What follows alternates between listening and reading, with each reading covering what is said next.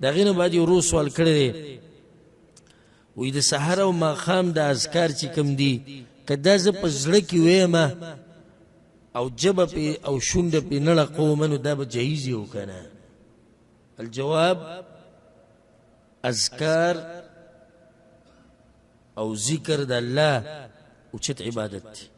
او دا فایده د ذکر کوم ذکر صرف په جبه نه ذکر د جبې مشتي د زړه مشتي د اندامونو مشتي ذکر د زړه سره یعنی په دې زړه کې د الله د مخلوقاتو مبارکې سوچ د الله د دین په باره کې سوچ د توحید په باره کې سوچ د ذکر د زړه ذکر د اندامونو سره چې ته په دې اندامونو باندې به هغه څه کوي چې الله پرې راضي کېږي د ذکر د اندامونو او ذکر د جبې واضحه دی دا کم اذکار چې ویلی کېږي په جبه باندې لکه قرآن دام ذکر دی قرآن تلاوت دام ذکر دی الله یادول یا سبحان الله الحمدلله الله اکبر سهار ماښام اذکار د خوب اذکار دې سره به لازم جبه لقی او چې چا ورسره جبه ونه لقوله نو لکه ده چې ذکر نه دی کړی ځکه چې دا وینا ده قول دی که نه وینا ده او وینا ته د هغه وخته پورې وینا نه ویلی کېږي چې څو پورې په هغې باندې جبه نه یې خوځېدلي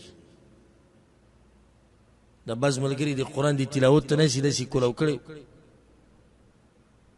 دوی ته ثواب نه میلاویږي د چې هسې ورته ګوري دوی ته ثواب نه میلاوي ولې ورته نه میلاویږي د تلاوت نه دی کړی لکه حدیث کې درځي من قرأ حرفا من کتاب الله چې الله د کتاب یو ټکی ولوستو دغه لوستلی نه د شي د ته ثواب میلاوي یو ناشنا مسله هغې ته مې ذهن لاړو د جنابت په حالت کې د قرآن تلاوت روا دی که ناروا دی د جنابت په حالت کې تلاوت نشي کولی که زبانی او که غیر زبانی ها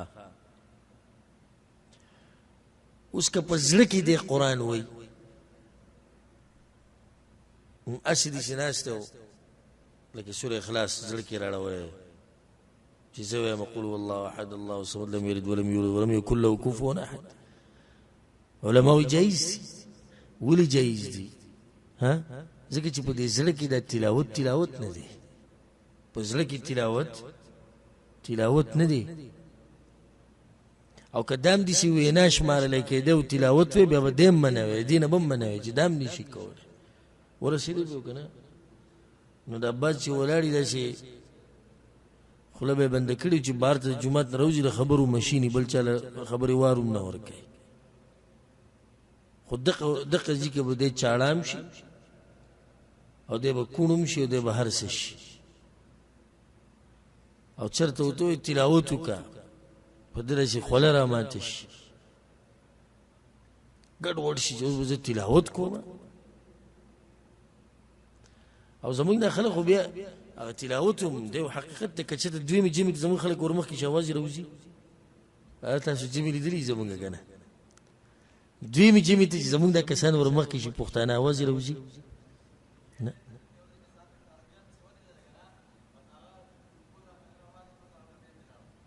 هغه خود بتلو چې څه نه راځي شاته زه نه اورم چې رکوع ده که سجده ده که څه ده غوځي به زه یو ورځ یو جومات کې دویمې جمعې ته ورسېدم یو څه عربیان ولاړو یو پکې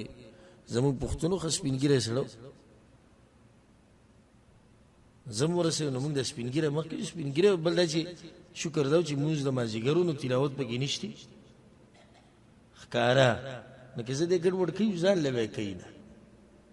خو نور خو دغه الله اکبر الله اکبر خو به وایي که نه نو هغه چې ورمخکې شو هغه دغه غوږونه داسې نیولي